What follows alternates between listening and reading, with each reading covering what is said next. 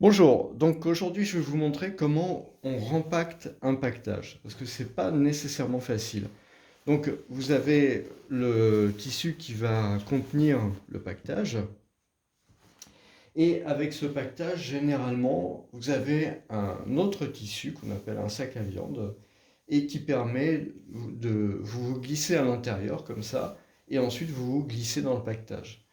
L'idée, c'est vraiment que ça évite de trop salir le sac de couchage, parce que pour le laver ensuite, c'est vraiment pas très facile.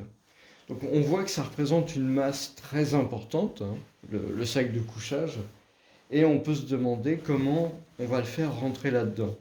Alors, l'astuce, et ça je l'ai compris à l'usage, hein, c'est qu'il faut surtout pas le plier de manière bien enroulée, etc. Au contraire, il faut y aller de manière très chaotique. Donc déjà dans un premier temps, là je l'avais laissé à l'envers pour que l'humidité dégagée par le corps puisse s'évacuer. Donc je le remets comme ça, voilà, à l'endroit. Voilà, il est très bien. Maintenant que tout ça s'est aéré, je remets le sac à viande à l'intérieur, dans le fond. Voilà. Ensuite, je ferme pas nécessairement les zips, hein. Voilà. Et puis, je prends le sac qui est ici.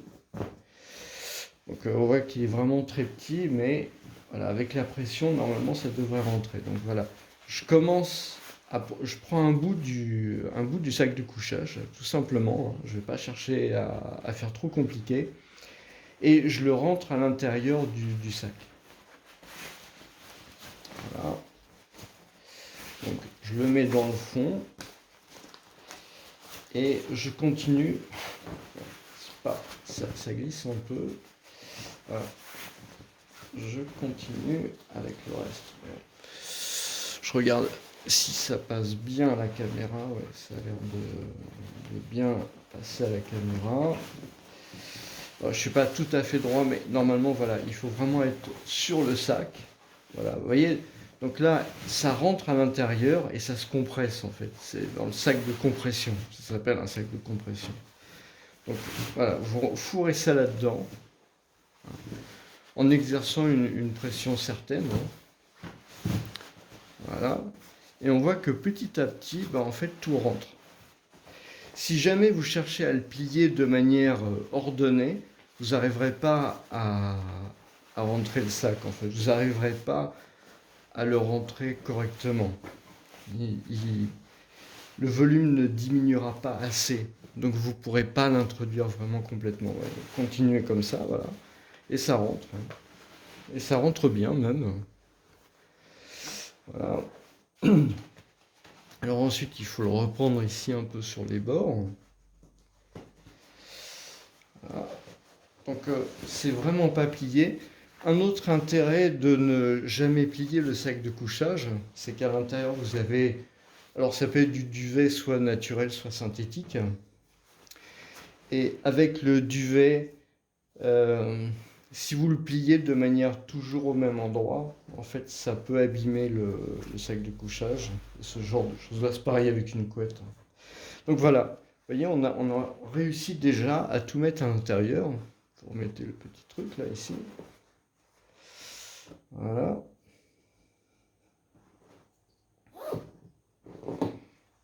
Voilà. Hop. Et puis ensuite on enroule. Mais c'est pas terminé. C'est pas terminé parce que ensuite il faut compresser le sac en mettant ici les cordes. Voilà. Voilà, donc ça c'est. Voilà, on fait ça de l'autre côté aussi. Il faut que je reste bien dans l'angle de la caméra pour que vous puissiez bien voir. Donc je mets les. Ok, les ficelles là, c'est bon. Donc là j'ai un croisement. Je mets tout ça bien droit, hein. Faut mettre ça correctement. Et c'est pas terminé. C'est pas du tout terminé. Parce que là, il va falloir maintenant compresser. Donc qu'est-ce qu'on fait? On exerce une légère pression comme ça vers le haut. Et puis on tire les fils vers le bas. Donc, voilà.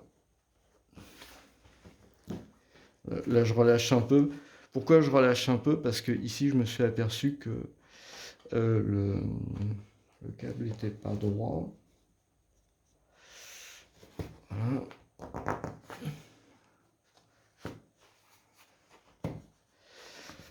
Voilà. Donc là, je vais faire pareil de l'autre côté. J'appuie sur le pactage ici, voilà, sur le sac de compression. Voilà. Bon, ok. Maintenant, je fais pareil comme ça. Et voilà.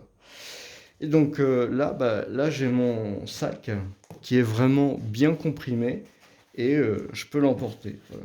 Donc il faut quand même bien veiller à ce que ça soit plat, ces trucs-là. Je vais les retourner pour que ça soit vraiment bien plat. Alors en fait, j'ai choisi un duvet beaucoup plus grand que moi. Parce que je trouve que j'y suis beaucoup plus à l'aise que quelque chose qui est vraiment trop serré. Mais ça convient pas pour des températures très très basses en fait. Ça va pour des pays tempérés, on va dire printemps, été, automne, enfin été si on veut, hein. Et printemps, été, automne. Pour l'hiver, je pense que c'est mieux d'avoir quelque chose avec... Alors, tout dépend des circonstances, hein. C'est vrai que si c'est des circonstances un peu difficiles, où vous avez besoin de crapahuter, etc., c'est vrai qu'il vaut mieux peut-être que ça soit du synthétique, ça, à voir. De manière à ce que s'il prend, je pense à l'hiver, hein, s'il prend la pluie, eh bien, ça soit pas trop un problème. Parce que si vous avez du vrai duvet, du duvet naturel, si jamais il prend la pluie, eh bien, le problème, c'est qu'il va mettre beaucoup de temps à perdre l'humidité. Et surtout, ce qui est le plus grave, en fait, c'est que l'humidité, elle va passer, le froid va passer à travers l'humidité, et donc ça vous protégera pratiquement pas beaucoup. Et c'est vraiment un très gros problème, ça, l'humidité. Donc, il faut vraiment faire en sorte pour que, pour l'hiver, d'avoir vraiment quelque chose qui soit au plus près du corps. Et si c'est une situation, en fait, où vous n'êtes pas en urgence, si c'est des randonnées, pas en urgence, à ce moment-là, le duvet naturel est peut-être mieux. Mais sur la partie, mais si c'est au contraire de l'urgence ou ce genre de situation-là, à ce moment-là, peut-être le synthétique c'est mieux. Mais il faut vraiment vérifier que vous pouvez descendre à des températures négatives. Ça, c'est vraiment très important. Qu'est-ce qu'il y a d'autre à dire là-dessus? Ouais, comme vous pouvez le remarquer, l'étanchéité n'est pas géniale.